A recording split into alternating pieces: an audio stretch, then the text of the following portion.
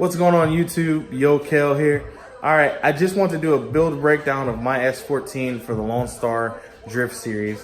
We're going into our second year. So 2018 was our first year of ever competing in a Pro-Am Series. So we got a lot of information and knowledge from what those guys do. So I just want to kind of give you a build breakdown of what we're doing next year to be more competitive. And we're going to kind of go from there. So if you like this video, smash that like button and hit subscribe and stay tuned for all the content. So we're definitely going to be trying to put out more content each week of what we're doing to be prepared for next year's Drift Series. So we had a great year. It's crazy. We had a mechanical failure, more like a catastrophic mechanical failure. We blew an engine. It happens, right? So we're at round 5. We blew a motor. Kind of sucks, but in like 2.5 weeks, I think it was like 2 weeks exactly to be specific, I had to get another motor, rebuild another motor, drop it in the car, test it, and bring it to Dallas. We actually did not finish until we loaded the car on the trailer. I think it was like 2 in the morning, and then we left for Dallas at 5. Crazy. I didn't even really get to sleep, but it is what it is. We made it to every round. We're excited. We're ready for 2019, and we're doing something a little different to be more competitive. So those guys really help out, and they gave advice, and I really appreciate them. So shout out to Lone Star Drift, because those guys are really cool. So without further ado, let me show you what I got going on my S14. All right, so here we go. It's a basic and simple setup. Well, it was. It's not going to be anymore. Right now, it's a 5.3. It's an L59. Just to keep it simple, we have the stock heads on it. The only difference between the stock heads and what I have, it's dual valve springs and titanium retainers, I believe. I don't know, something like that, right? We got it from Comp Cams. We also have an LS6. I think it's like a stage 1 cam, which works great. So she breeds to 6,400. Which is pretty cool. So she has a little bit of rev range, and I can't complain. She made 362 to the wheels. We have it going through a CD009 from an early model 350Z. And at the time, we had a 408 gear. So now we're running something a little different. I'll get to that in a minute. But what I wanted to show you guys, okay, so that bracket is an speed engineering bracket. Basically what that does, pushes that alternator to the right. It wasn't made for the 240. I think it was made for a different application, but hey, it works. It's 120 bucks. I get to keep the truck power steering pump and the alternator, and it came with the motor. So I cannot complain because it was a steal. So I'm a big fan of being on a budget. We don't make a whole bunch of money. We're true grassroots, and that's what we're here for, right? So if I can keep it and it works, the hood closes, I mean, it's almost perfect, right? So a lot of people say you can't use the water pump. We also did that as well. The only thing, just kind of give you a little secret, right? So on the LS1, LS6, there's a tab, right here somewhere, connected to that. I don't know. There's a tab there that's for the, what do you call it? The cruise control, right? You cut that off. Works, no issues. I mean, this clears 100%. You do have to get a radiator hose that kind of comes down, but I had no issues. It cleared the hood perfectly, and I still run the truck water pump all day long because it's cheap. And it came with the motor when I bought it. So, I mean, hey, we're budget builds around here. That's what we do. And to keep things simple, we got the ISR mounts.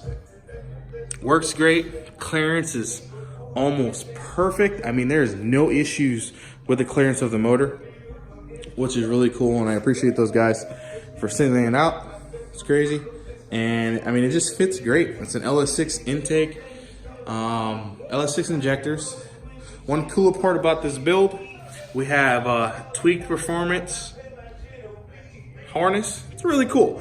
Check those guys out. I mean, they make harnesses for JZ, LS's, and a few other applications. So I mean, just reach out to those guys, and they're really cool. So I appreciate those guys for coming in for 2018, and I can't wait to see how the 2019 harness is going to be. It's going to be rad. I really can't wait. So I've already spoke to them, and you'll see when it gets here, right? So another just budget build type thing I want to share. That is a 2004, I believe, maybe 2003, something like that. 2004 fuel filter. That's also a pressure regulator. It's a $20 buy. Literally, I don't run. That's the only, like I said, I don't run, I'm sorry. That's the only pressure regulator I run on this engine because that's all that's needed.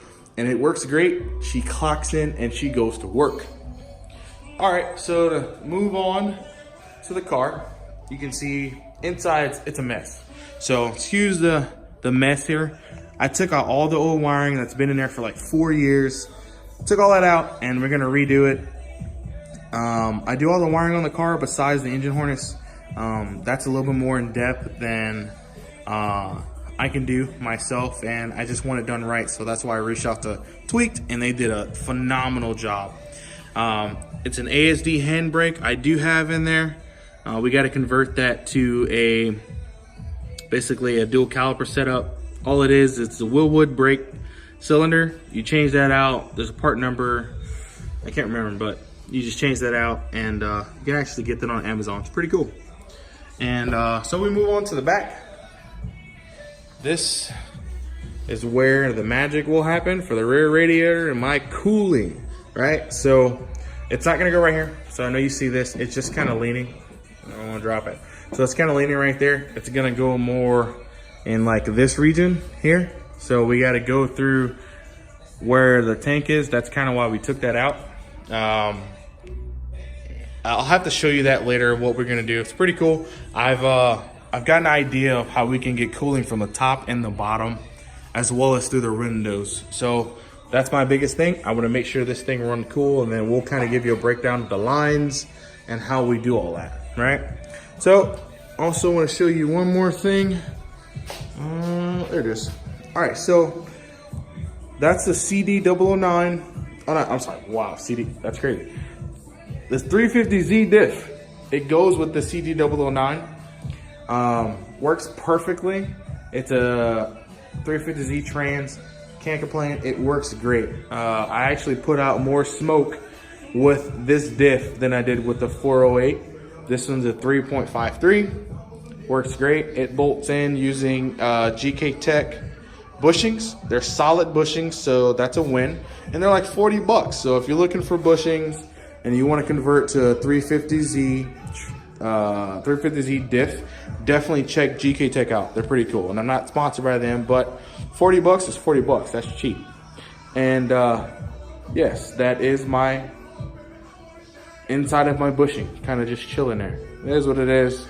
It happens. And that actually was bad. We didn't even know that was bad. Good thing I took out that tank over there. How we know?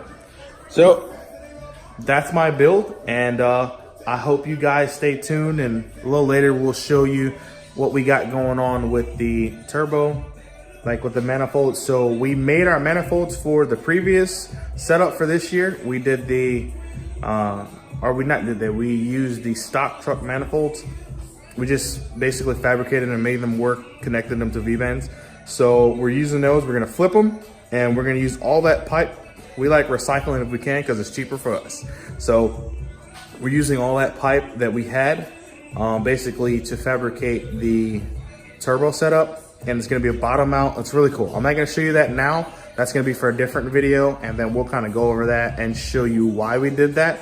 It's gonna look really cool, and I can't wait to show you guys. So when you see that, then you'll understand more why we're doing a bottom mount turbo setup. It's really cool. The hood's gonna close. There's not gonna be any exhaust piping or up pipe or down pipe, whatever you wanna call it. It's not going through the hood. I don't want it to go through the hood. The only thing we're gonna have go through the hood is the wastegate piping. And that's the only thing I want. Other than that, I want a down pipe, and we're gonna show you how we do that exactly. So I just wanna give some insight on how we do it, and I hope you guys like this video, and stay tuned because there's gonna be definitely be more content, and then we'll see you guys soon. All right, peace.